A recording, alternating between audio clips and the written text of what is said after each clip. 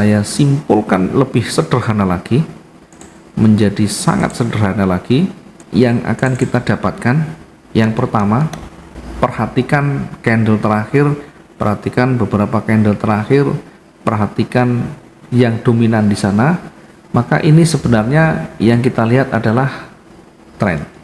Yang kita adalah tren. Untuk melihat candle terakhir, untuk melihat beberapa candle itu hanya untuk menemukan arah yang terlihat itu di mana. Maka arah itu mengacu pada tren. Ketika tren terbentuk, maka kita uji dengan level. Kita uji dengan level.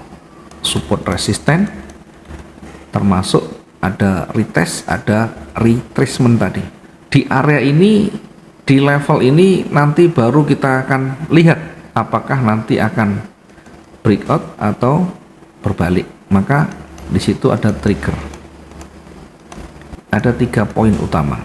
Ada 3 poin utama. Kalau kita sudah memahami dengan baik, satu menentukan tren, yang kedua menentukan levelnya, yang ketiga menentukan trigger untuk titik entry kita. Maka cukup kita untuk menempatkan posisi yang potensial. Jadi trading ini sebenarnya yang kita cari cuma ini.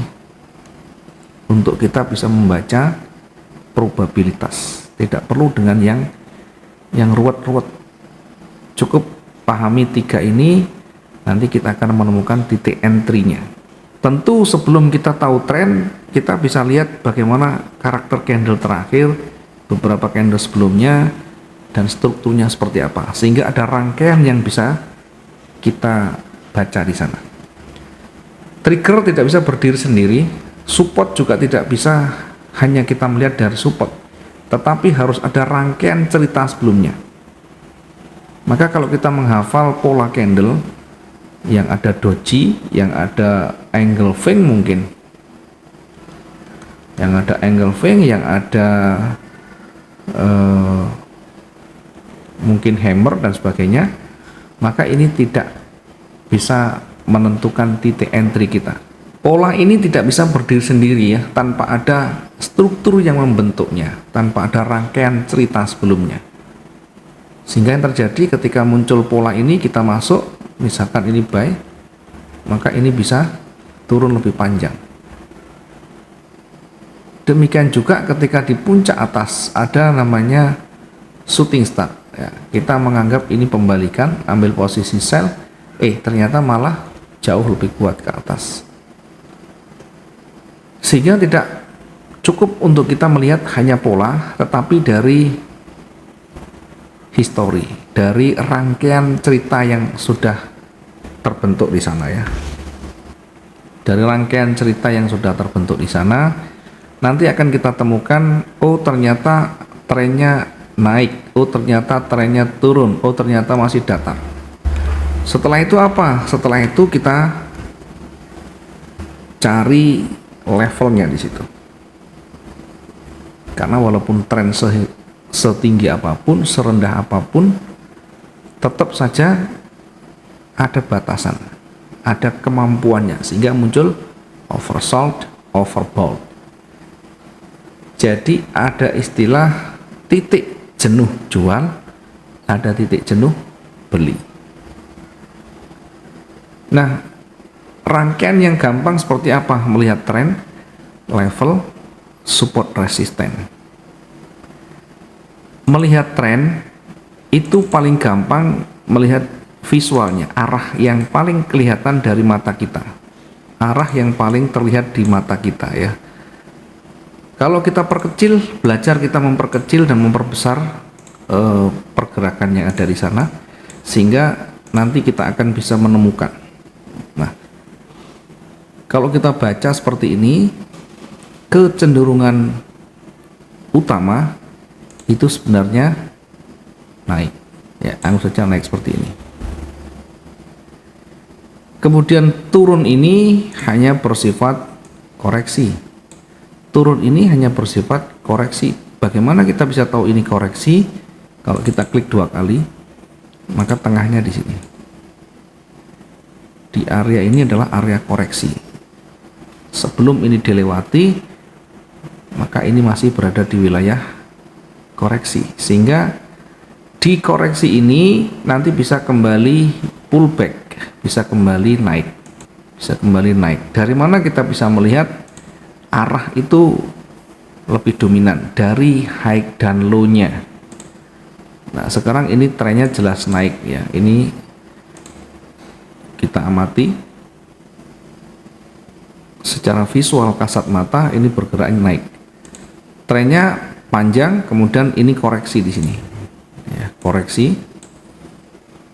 Kemudian naik lagi, koreksi lagi, naik lagi, mulai datar di atas ya, kemudian mulai bergerak turun.